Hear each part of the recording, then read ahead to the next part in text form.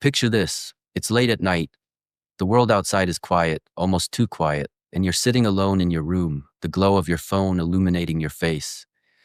You scroll through old messages, paragraphs you wrote, jokes that once made her laugh, confessions that once felt sacred. And for a moment, you almost feel her there again. But then, the silence hits.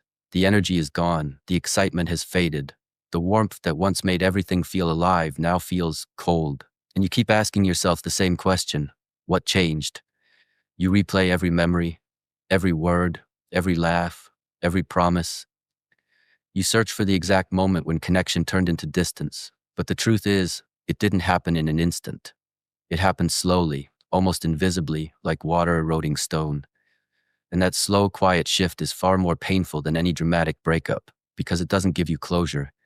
It leaves you suspended in uncertainty, questioning everything you thought you knew about love, attraction, and yourself. At first, everything felt like magic.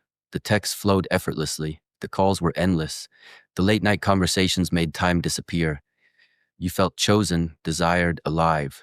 That early stage, it's intoxicating. But here's the truth most men never hear. That intensity, that electric pull, it's not love yet. It's dopamine, it's novelty. It's the brain's way of rewarding uncertainty, tension, and emotional risk. When someone doesn't fully know you, when the connection is still fragile, their brain fills in the blanks with imagination. You become larger than life. Perfect, irresistible, untouchable, and it feels real. Too real. But novelty fades, mystery disappears, emotional tension gives way to comfort, and comfort, as soothing as it is, can feel like boredom to someone whose brain was addicted to uncertainty. That's when subtle changes begin. The texts come slower, the laughs are quieter, the plans grow vague, and if you're honest with yourself, you notice it but ignore it, hoping, wishing, overcompensating. Because when distance creeps in, your natural instinct is to chase, to explain, to prove that you're still enough. And that's the trap. Because love, attraction, and connection are not maintained by effort alone. They thrive on balance, on emotional independence, on self-possession. The harder you try to secure someone's attention, the more fragile the connection becomes. Desperation never attracts, it repels. Anxiety doesn't create intimacy, it destroys it. And yet most men fall into this pattern, giving too much, overinvesting, shrinking themselves to fit the space someone else occupies in their life. Brother, this is where the truth hits hard. Losing someone's attention isn't always about what you did wrong. Sometimes it's about dynamics, chemistry, and the invisible shifts that happen when one person becomes emotionally centered, while the other relies on stimulation, uncertainty, or novelty for their attachment. Sometimes it's about how you loved, too much, too soon, too visibly, and how that love was interpreted by a brain wired to chase tension, not comfort. But here's the part that matters. You don't have to collapse when someone steps back. You don't have to chase validation to feel worthy. The moment you stop needing someone's attention to feel complete, that's when power returns to you.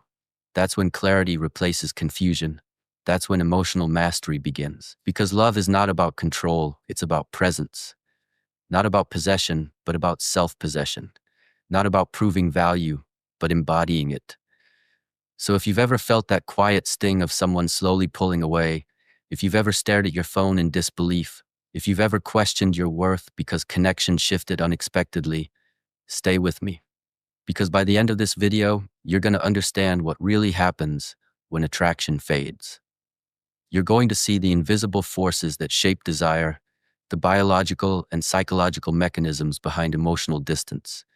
And most importantly, you're going to learn how to never lose yourself again, no matter who walks in or out of your life. Because, brother, the truth is this. The strongest men are not the ones who fight to hold someone's attention. The strongest men are the ones who never lose themselves. And in that strength, everything else follows naturally. It's late at night. The room is quiet except for the faint hum of a fan and the distant sound of traffic outside. Your phone is in your hand. The screen lights up your face, but the message you were hoping for never comes. You scroll up through old conversations, paragraphs, laughter, promises, late-night confessions. There was a time when she couldn't sleep without talking to you, when your name on her screen meant excitement, when her voice softened just a little more for you. And now, The silence feels louder than any argument ever could. You start asking yourself dangerous questions. Did I become boring? Did I love too much? The mind is cruel in moments like this. It replays memories like evidence in a courtroom where you are both the defendant and the judge. But here's the quiet truth most people don't say out loud. Sometimes the shift you feel isn't about one mistake. It's about energy, about dynamics, about the invisible balance between two people that slowly tilts without either of you noticing.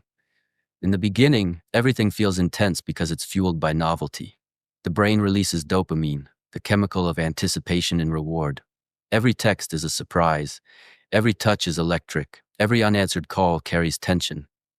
You're not just attracted to each other, you're stimulated by uncertainty, and uncertainty creates desire. When you don't fully have someone, your imagination fills in the gaps. You project perfection onto them. You create a fantasy in your own mind, and that fantasy feels powerful. But over time, familiarity replaces mystery. The late replies stop hurting because you expect them. The compliments don't hit the same because they're predictable. Comfort grows. And comfort is beautiful, but it's not always exciting. Some people mistake the calm of security for the death of passion. What once felt like fire now feels like warmth. And if someone is addicted to fire, warmth can feel like loss. That's when fear creeps in. You sense distance, so you try harder. You text more, you explain more, you reassure more, you shrink your pride to keep the connection alive. But the harder you grip, the more fragile things become.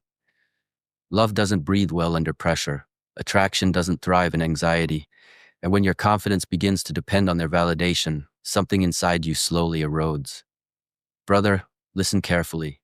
There is nothing weak about loving deeply. But there is danger in losing yourself while doing it. When you make someone your entire emotional world, you unconsciously hand them control over your stability. Your mood rises and falls with their attention. Your self-worth becomes tied to their replies. And that's not love, that's emotional dependency dressed as devotion. Sometimes people lose interest not because you weren't enough, but because the dynamic changed.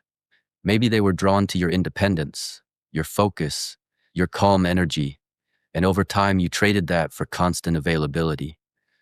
Maybe they admired your mystery, and then you gave them every thought in your head without pause. It's not manipulation to maintain your center, it's self-respect. And here's the deeper realization: not every connection is meant to survive comfort. Some relationships are built on intensity, not compatibility. On stimulation, not stability. When the intensity fades, there's nothing solid underneath to hold it together. That doesn't mean you failed, it means the foundation wasn't built for longevity. Pain has a strange purpose. It exposes where you attached too tightly. It shows you where you abandoned yourself to keep someone else close. It forces you to confront the part of you that fears being alone. And once you face that fear, something powerful happens. You stop begging for reassurance. You stop chasing clarity from someone who has already stepped back. You start reclaiming your emotional ground. There is strength in detachment, not coldness, not cruelty, but calm acceptance. The understanding that if someone's interest fades when you remain steady, then their attachment was conditional. Real connection doesn't require you to perform. It doesn't require you to shrink. It doesn't require you to fight for basic presence. So if you're sitting in that quiet room tonight, staring at a screen that feels colder than it used to, remember this: you are not defined by who stays. You are defined by how you stand when someone leaves. The moment you stop trying to force affection is the moment you begin to understand your own value. And maybe that's the real transformation. Not winning someone back, not decoding every emotional shift, but becoming so grounded in yourself that love becomes a choice, not a survival need. Because when your peace no longer depends on someone else's attention, you don't lose power when they walk away. You gain it. Before you leave this video, I want you to sit with something for a moment. Not anger, not resentment, not the urge to prove anything to anyone, just truth. If someone's feelings faded, if the energy shifted, if the connection you once felt so strongly slowly dissolved in your hands, that does not mean you are unworthy. It means you experienced something real, something human. But here's the part that matters. You must never abandon yourself in the process of trying to keep someone else. The moment you start negotiating your self-respect for attention, you begin losing far more than a relationship. Understand this clearly. Your value does not rise and fall based on who stays. Your worth is not measured by response time, by affection levels, or by someone's ability to feel the same forever. People change, emotions fluctuate, chemistry evolves, but a grounded man remains steady. He does not beg for reassurance. He does not chase clarity from someone who has already emotionally stepped back. He observes, he accepts, and when necessary, he walks away with dignity. That is not ego. That is emotional discipline. You cannot build something meaningful by gripping tighter every time you sense distance. You cannot create attraction through fear of loss. The harder you try to control the outcome, the more fragile everything becomes. Real strength is quiet. It's the ability to sit in uncertainty without panicking.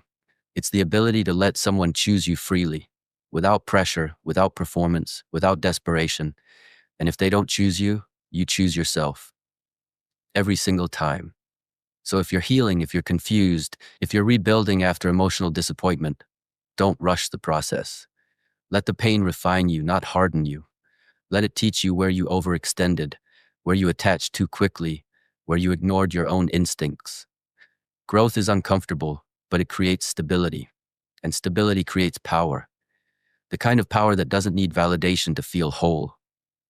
At the end of the day, the goal was never to keep someone at all costs. The goal was to become so emotionally centered that whether someone stays or leaves, you remain intact. Because the man who doesn't collapse when affection fades, the man who maintains his peace in silence, the man who stands tall even when love walks away, that man becomes unshakable. And when you become unshakable, you don't chase love, you attract it, naturally, calmly, and without losing yourself again.